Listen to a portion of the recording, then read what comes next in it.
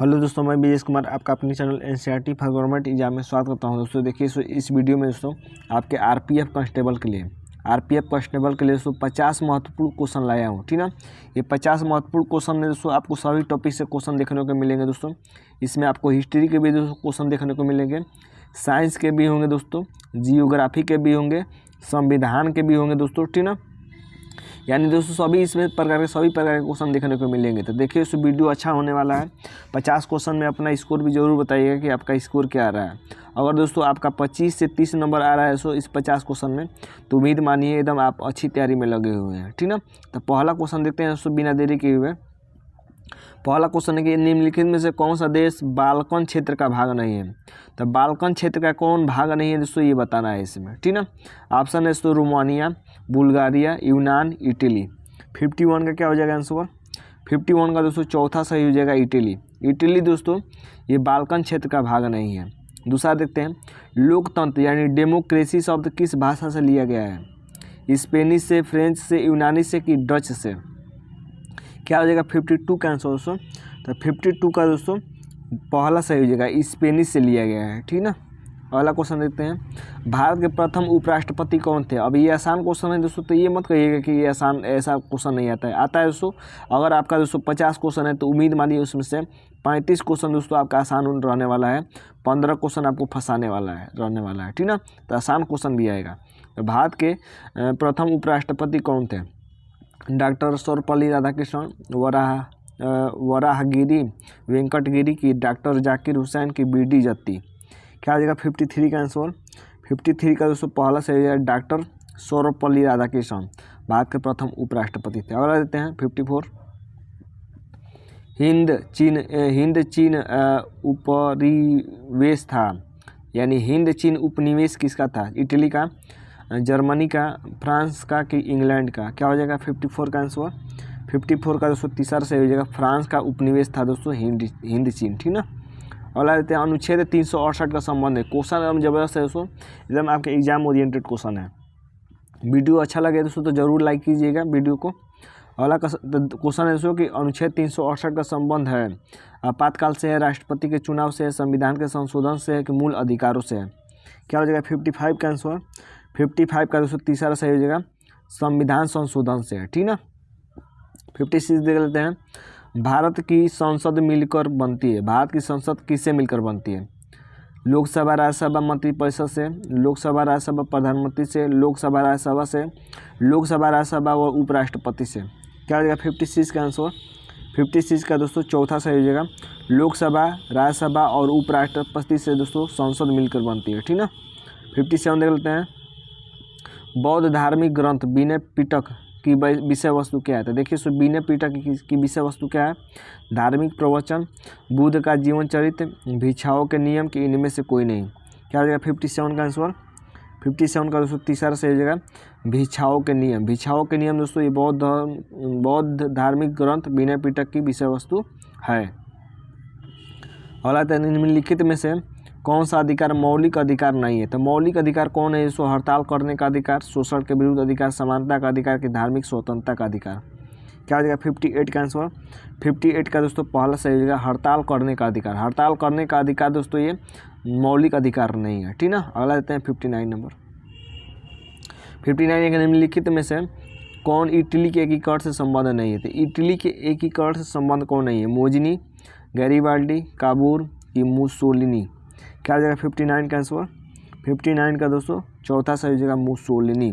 Mussolini दोस्तों ये Italy के एकीकरण से संबंध नहीं है। ठीक ना, अगला है, भारतीय राष्ट्रीय कांग्रेस की स्थापना कब हुई? बताइए, 1885 में, 1889 में, 1887 में कि 1881 में?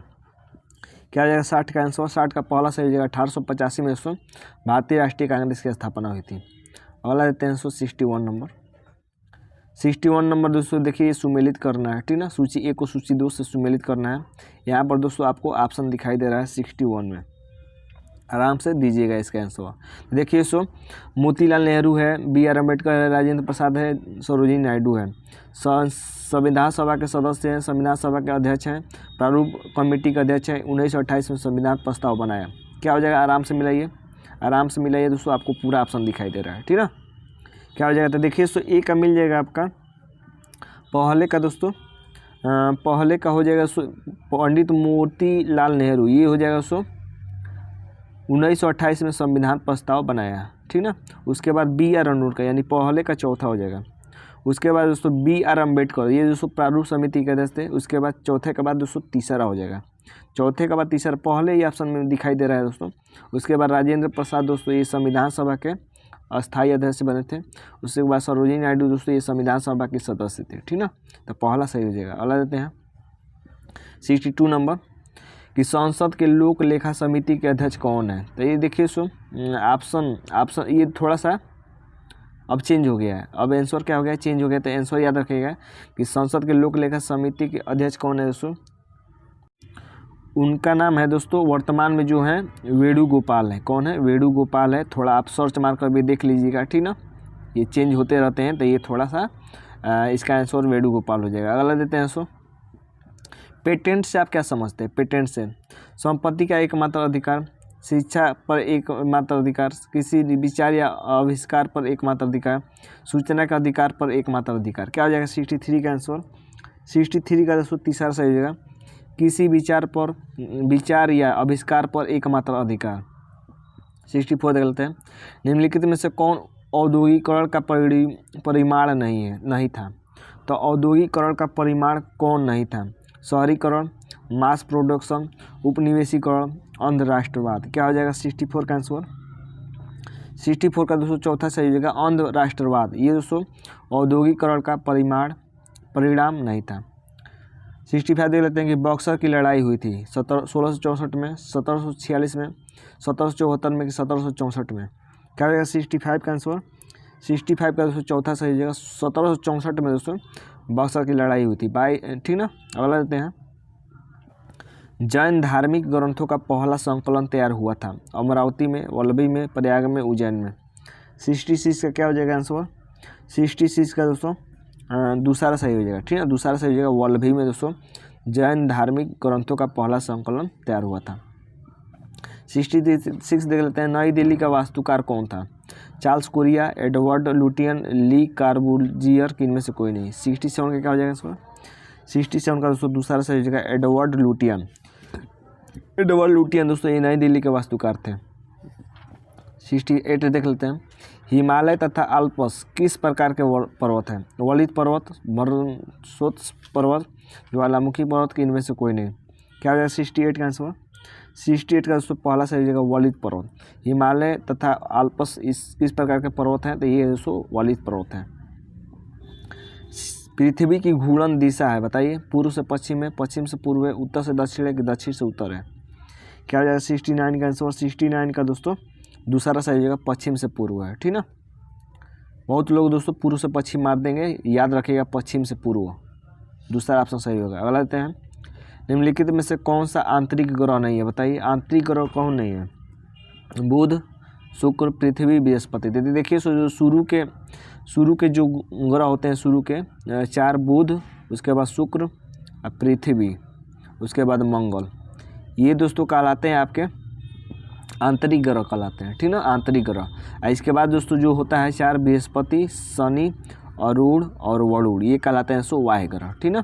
ऑप्शन चौथा सही हो जाएगा दोस्तों, ये बृहस्पति वाह्य ग्रह, आंतरिक ग्रह नहीं है, वाह्य है। निम्नलिखित में से कौन सा ऊर्जा परंपरागत स्रोत है। परंपरागत मतलब दोस्तों जो परंपरा से चली आ रही है, परंपरा से चली आ रही है। कौन दोस्तों परंपरागत स्रोत है। जलीय ऊर्जा, सौर ऊर्जा, पवन ऊर्जा, ज्वारीय ऊर्जा। क्या हो जाएगा 71 का आंसर। 71 का दोस्तों पहला सही हो जाएगा जलीय ऊर्जा। जलीय दोस्तों ये परंपरा से चली आ रही है, ठीक ना। सौर ऊर्जा को तो अब रूपांतरण किया गया था, ये नवीकरणीय ऊर्जा हो जाएगी। पवन से भी अब ऊर्जा बनाया जाता है, ये भी नवीकरणीय हो जाएगी, ये भी नवीकरणीय हो जाएगी, ठीक ना। अगला देते हैं सो, गिर राष्ट्रीय उद्यान कहाँ है। गिर राजस्थान में, गुजरात में, महाराष्ट्र में कि असम में। क्या हो जाएगा 72 का आंसर। तो देखिए दोस्तों गिर कोई भी कब गिर जाता है दोस्तों, तो रात में गिर जाता है, तो गुजराती याद रख लीजिएगा, ठीक ना।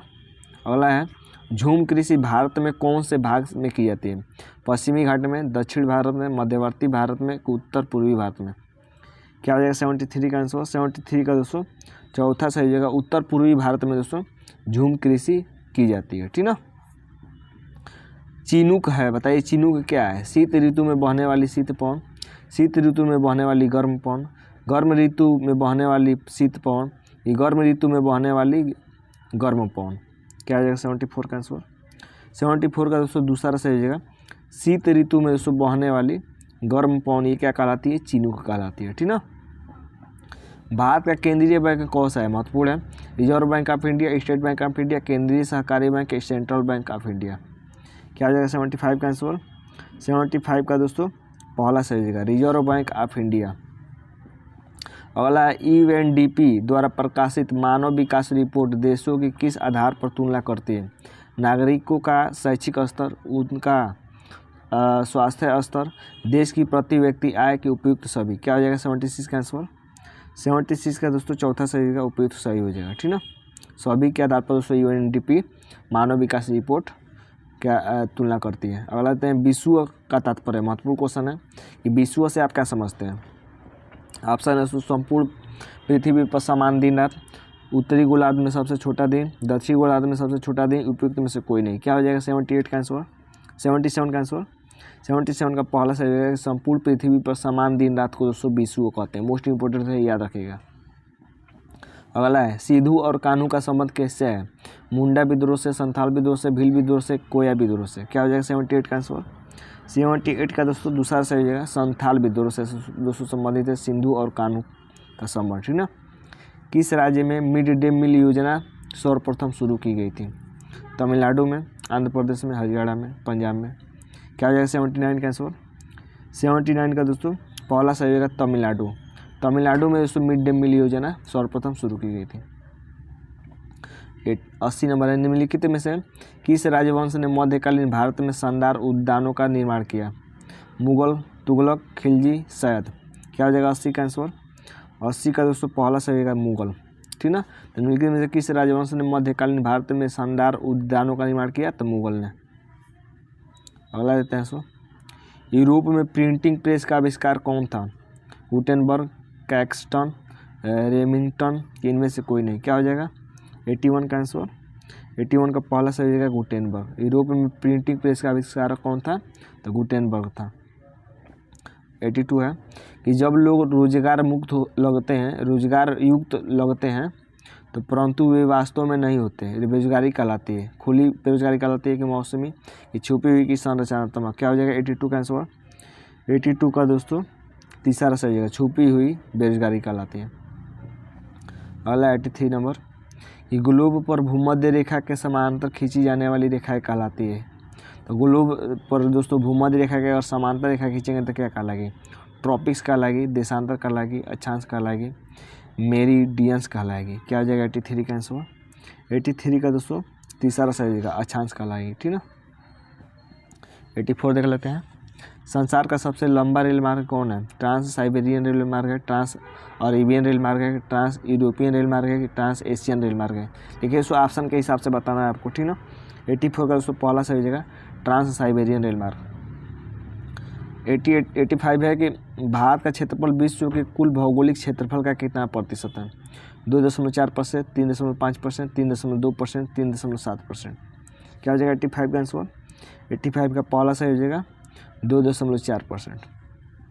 भारत में सेवा कर हैं, प्रत्यक्ष कर है। जो सेवा कर होता है कैसा कर होता है, प्रत्यक्ष, अप्रत्यक्ष, आरोही कि अवरोही। क्या हो जाएगा 86 का आंसर। 86 का दूसरा सही हो जाएगा अप्रत्यक्ष कर है। भारत में सेवा कर कैसा कर है, अप्रत्यक्ष कर है। अगला है 87 निम्नलिखित में से कौन सा विकल्प सही नहीं है, बताइए। कल्पक्कम तमिलनाडु में, तारापुर राजस्थान में, नरौरा उत्तर प्रदेश में, कैगा कर्नाटक में। कौन सा दोस्तों विकल्प सुमेलित नहीं है ये बताना है। 87 का, तो 87 का दोस्तों देखिए दूसरा तारापुर दोस्तों ये राजस्थान में नहीं पड़ता है, ठीक ना। तारापुर कहाँ पड़ता है दोस्तों, आपका जरूर कमेंट करके इसको बताइएगा दोस्तों कि तारापुर कहाँ पड़ता है। और आते हैं देश जिसकी भारत के साथ सबसे लंबी अंतर्राष्ट्रीय सीमा है, वो कौन सा दोस्तों देश है जिसकी सीमा भारत के साथ सबसे लंबी है। बांग्लादेश, चीन, म्यांमार, पाकिस्तान। क्या हो जाएगा 88 का आंसर। 88 का दोस्तों दूसरा सही हो जाएगा चीन। चीन के साथ दोस्तों सबसे लंबी अंतर्राष्ट्रीय सीमा है। किस प्रांत में रैयत बाड़ी राजस्व प्रणाली को लागू किया गया था। बम्बई प्रांत, बंगाल प्रांत, मद्रास प्रांत की केंद्रीय प्रांत। क्या हो जाएगा 89 का आंसर। 89 का दोस्तों तीसरा सही हो जाएगा मद्रास प्रांत, ठीक ना। तो रैयत बाड़ी राजस्व प्रणाली कहाँ लागू किया गया था? तो मद्रास प्रांत में। अगला 190 नंबर, भारतीय संविधान के किस अनुच्छेद में जीवन और व्यक्तिगत स्वतंत्रता का अधिकार वर्णित किया गया? बताइए, जीवन और व्यक्तिगत स्वतंत्रता का अधिकार किस संविधान के किस अनुच्छेद में है? अनुच्छेद 12 में है, 21 में है, 22 में है कि 20 में है? क्या जाएगा 90 का आंसर? 90 का दूसरा सही है अनुच्छेद 21 में है, जीवन और व्यक्तिगत स्वतंत्रता का अधिकार है। अगला है, भारत में चुनाव आयोग द्वारा चुनाव प्रचार के लिए निर्धारित अवधि है, 3 सप्ताह है, 2 सप्ताह है, 1 सप्ताह है कि उपयुक्त में से कोई नहीं? क्या जाएगा 91 का आंसर? 91 का दोस्तों दूसरा सही जाएगा 2 सप्ताह। चुनाव की अवधि कितनी है? 2 सप्ताह। अगला है, लोकसभा एवं विधानसभा चुनाव में प्रत्येक उम्मीदवार द्वारा खर्च की जाने वाली निर्वाचन आयोग द्वारा तय अधिकतम राशि कितनी है दोस्तों? तो देखिए दोस्तों, इसको थोड़ा सा आप इग्नोर कर दीजिए, ठीक है ना, क्योंकि अब चेंज हो गया है। अगला देते हैं सो, यूरोप में राष्ट्रवाद के उदय का कारण क्या था? बताइए, तो राष्ट्रवाद के उदय का कारण क्या था दोस्तों? तो ये उपयुक्त सभी हो जाएगा। 94 देख लेते हैं, निम्नलिखित में से कौन सी पर्वत श्रृंखला एशिया के यूरोप से अलग करती है? बताइए, एशिया को यूरोप से कौन अलग करती है? तो ये करते हैं सो यूराल पर्वत। अगला है 95, राष्ट्रपति की मृत्यु के कारण रिक्त हुए राष्ट्रपति पद पर उपराष्ट्रपति रहता है, कितने समय तक रहता है दोस्तों? तो ये रहता है दोस्तों अधिकतम 6 माह तक रह सकता है, ठीक ना। अगला देते हैं 96, भारत की पूर्व से पश्चिम की चौड़ाई कितनी है दोस्तों? तो ये है दोस्तों 32-14 किलोमीटर है। बुग्याल से क्या सहायता? देखिए दोस्तों, बुग्याल जो होता है सो ये पहाड़ों में स्थित घास के मैदान होते हैं। 98 देख लेते हैं, निम्नलिखित में से शहरों के किस युग में अग्निकुंड मिले हैं? तो अग्निकुंड दोस्तों ये मिले हैं कालीबंगा लोथल से। 99 है कि भारत में किस राज्य की सर्वाधिक तटीय सीमा है? तो किस राज्य की है दोस्तों? तो ये है दोस्तों गुजरात की। निम्नलिखित में सबसे लंबी नदी कौन सी है दोस्तों? तो ये है दोस्तों ब्रह्मपुत्र की, ठीक है। तो ये थे दोस्तों हमारे 50 क्वेश्चन। उम्मीद करते हैं दोस्तों वीडियो अच्छा लगा है। वीडियो अच्छा लगा तो चैनल को लाइक सब्सक्राइब जरूर करिएगा। आज के लिए बस इतना है दोस्तों, धन्यवाद दोस्तों।